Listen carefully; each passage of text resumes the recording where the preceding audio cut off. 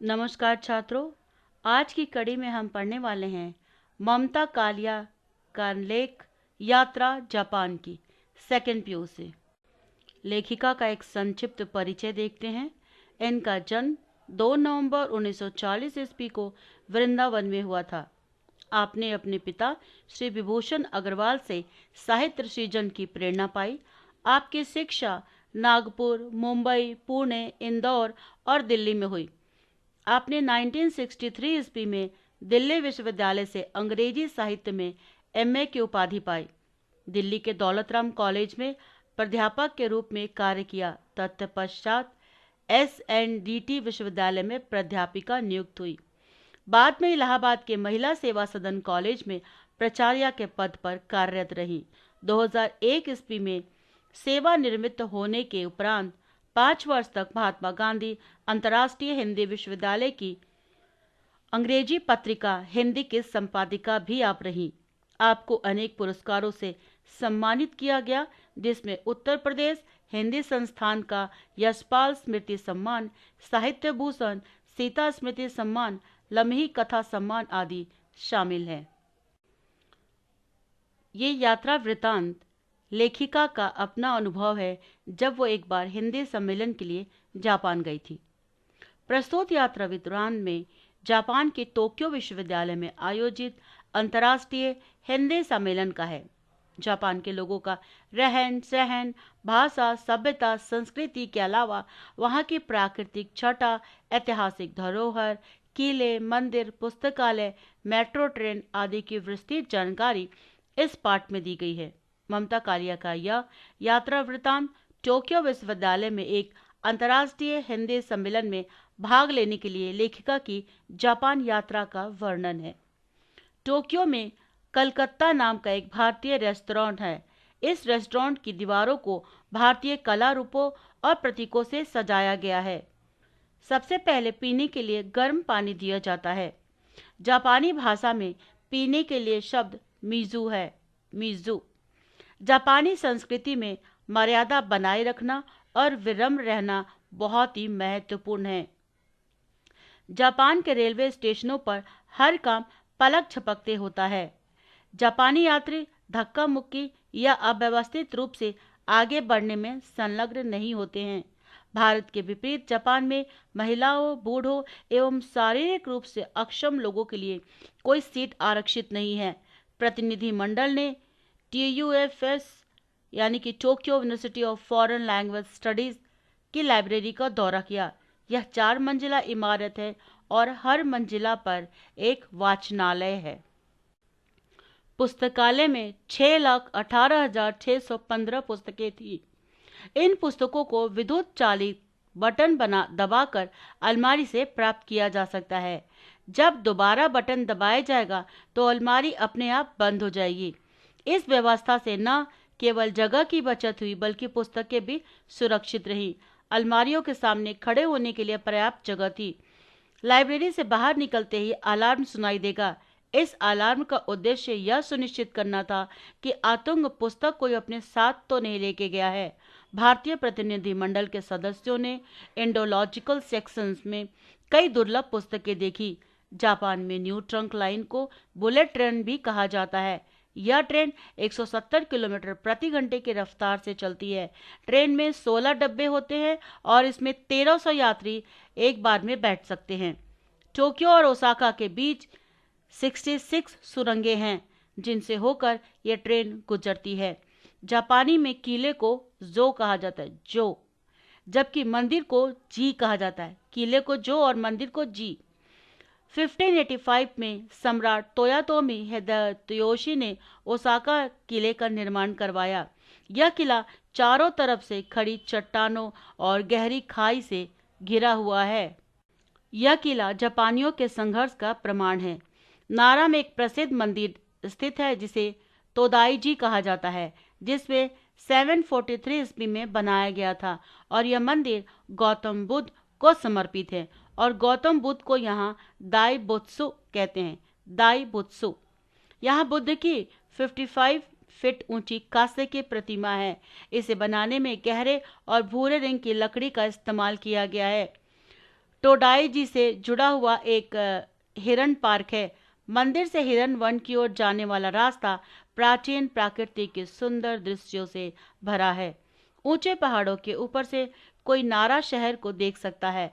अंतर्राष्ट्रीय हिंदी सम्मेलन में दुनिया भर से हिंदी विद्वानों ने भाग लिया। खास बात यह थी कि जापान में हिंदी विद्वानों की एक बहुत बड़ी मंडली है जो भारतीय हिंदी साहित्य से अच्छी तरह वाकिफ है। सम्मेलन में जनता के लिए कई पुस्तकें जारी की गई और कई प्रसिद्ध विद्वानों को सम्मान से सम्मानित किया गया। यदि कोई सम्मेलन में भाग लेता है तो उसे हिंदी के प्रति जापानियों के प्रेम का पता चल सकता है। यह सम्मेलन विश्व बंधुत्व का अग्रदूत है। चूंकि अधिकांश जापान बौद्ध धर्म का पालन करते हैं, इसलिए जापान के रीति रिवाज और परंपराएं भारतीय रीति रिवाजों और परंपराओं से मिलती जुलती लगती है। हमें अपनी मातृभाषा से प्यार कैसे करना है और देशभक्त कैसे बनना है, यह हमें जापानियों से सीखनी चाहिए। अब सारांश के बाद देखते हैं एक अंकीय प्रश्नोत्तर।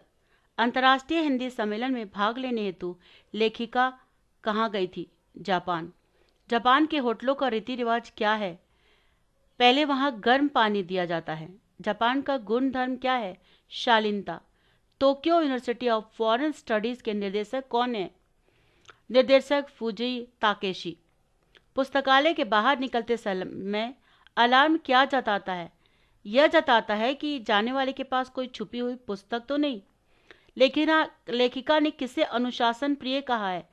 जापान के लोगों को लेखिका अनुशासन प्रिय कहा है। शिंकासेन का शाब्दिक अर्थ क्या है? New trunk line. पानी के लिए जापानी भाषा में कौन सा शब्द कहते हैं? Meizu. Slum dog Millionaire film किसकी पुस्तक के आधार पर बनी है? विकास स्वरूप की पुस्तक के आधार पर। नारा का प्रसिद्ध मंदिर कौन सा है? तो दायाजी। गौतम बुद्ध को जापानी भाषा में क्या कहते हैं? दायबुत्सु। नारा मंदिर में बुद्ध प्रतिमा की ऊंचाई कितनी है? 55 फुट। एक जमाने में कौन सा शहर जापान की राजधानी हुआ करता था? नारा शहर। क्वेश्चन है, संदर्भ स्पष्टीकरण कीजिए।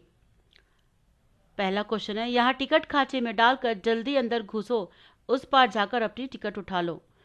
प्रस्तुत गद्यांश हमारी पाठ्य पुस्तक साहित्य गौरव के यात्रा जापान की नामक पाठ से लिया गया है और जिसकी लेखिका ममता कालिया है। संदर्भ, सुरेश ऋतुपर्णा ने यह वाक्य मेट्रो ट्रेन टिकट निकलते समय प्रतिनिधियों से कहा। स्पष्टीकरण, सुरेश ऋतुपर्ण ने यह वाक्य रेल टिकट निकलवाते समय प्रतिनिधियों से धैर्य के साथ कहा। यहाँ टिकट खांचे में डालकर जल्द अंदर घुसो, उस पार जाकर अपनी टिकट उठा लो।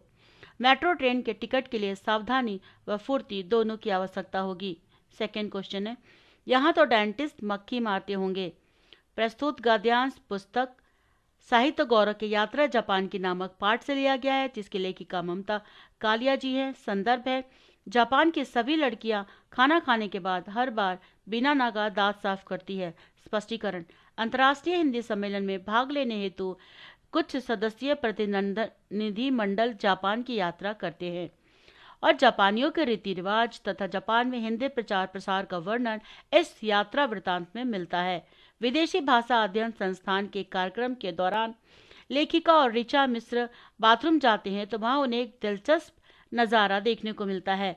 वॉश बेसिन के सामने छात्राओं की एक लंबी कतार है।